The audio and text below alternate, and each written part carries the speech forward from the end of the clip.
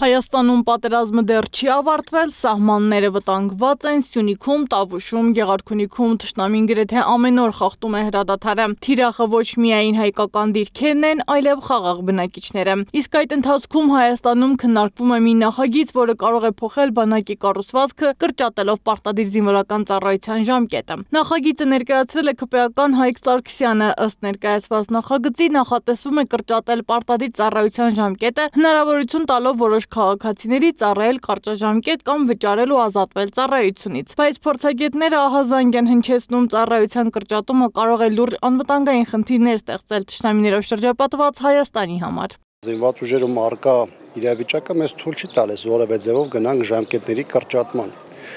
Տպավորություն կա, որ իշխանությունը փորձում է տպավորություն ստեղծել, որ մարդիկ մեծ ցանկություն են ծառայելու, կան մեծ մարդիկ, բայց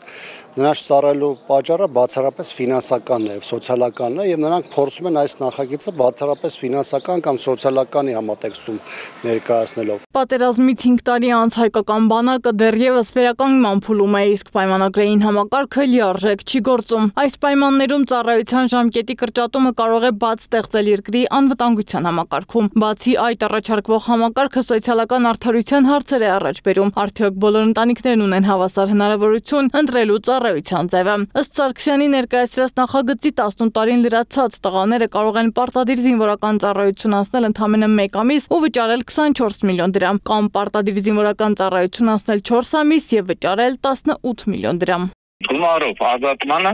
միշտ դեմ եմ։ Այլ հարցը, երբ որ կան մարդիկ, որ ժամանակին խուսափել են, ասենք հիմա չգիտեմ 30 տարեկան են կամ չգիտեմ 40 տարեկան են դրսում են մնացել,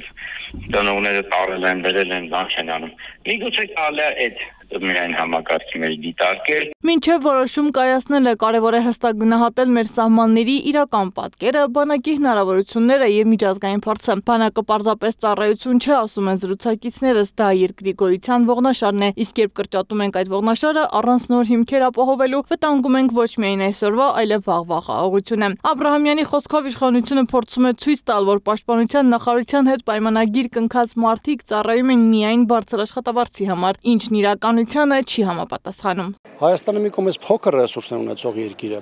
մյուս կողմից մարդկանց մոտիվացիան ծառայության գնալու միայն